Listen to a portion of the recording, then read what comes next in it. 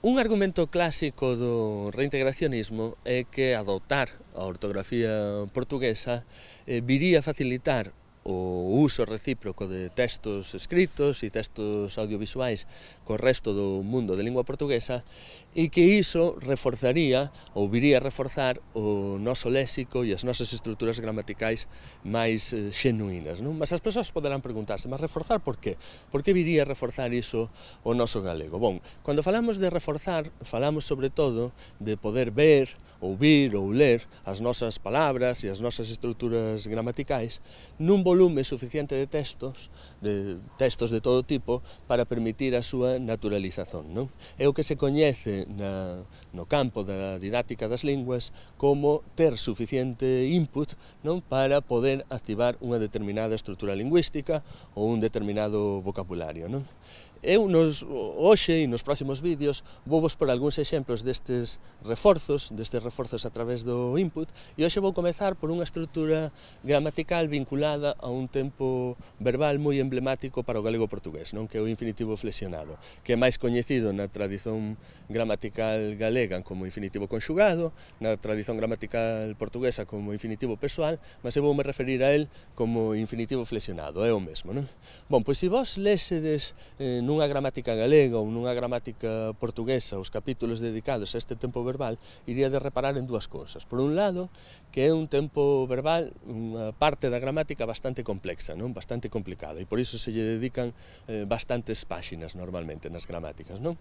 E por outro lado, que quer na gramática galega, quer na portuguesa, se descreven prácticamente os mesmos usos, non teñen uns usos idénticos no galego tradicional e no portugués, non?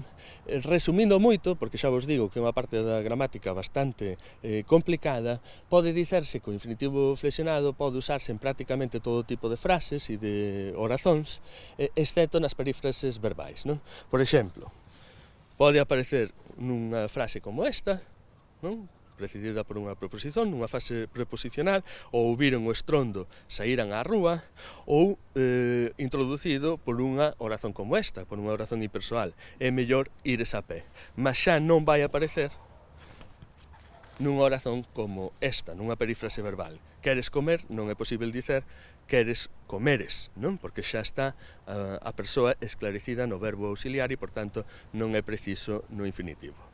Porén, a pesar de as gramáticas galegas e as portuguesas faceren a mesma descrición dos usos, hoxe en día é evidente que unha persoa que fala galego pode estar toda a vida a falar galego sen ter usado este tempo verbal nin unha soa vez e, no entanto, é moi complicado que unha persoa portuguesa fale máis de un minuto en portugués e non teña usado este tempo verbal unha ou dúas veces, non?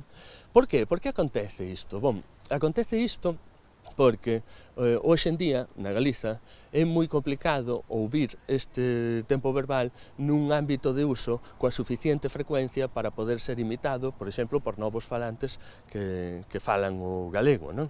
Quer dicer, o que vos explicaba antes do input. Non temos hoxe en día suficiente input para activar esta estrutura lingüística, para poder imitala, non?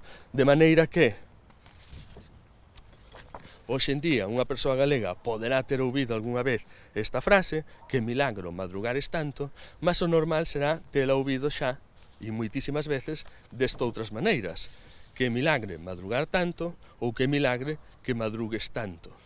O problema é que isto acarreta coñéceno ben os estudantes de linguas, non? Quer dizer, non basta con estudar unha estrutura gramatical ou non basta con ouvir unha estrutura gramatical un par de veces ou con pouca frecuencia para conseguir activala. É preciso ouvila con bastante frecuencia e ouvila en moitos contextos para poder pola en uso, non? O que vos decía antes de ter suficiente input para poder activar esa estrutura lingüística.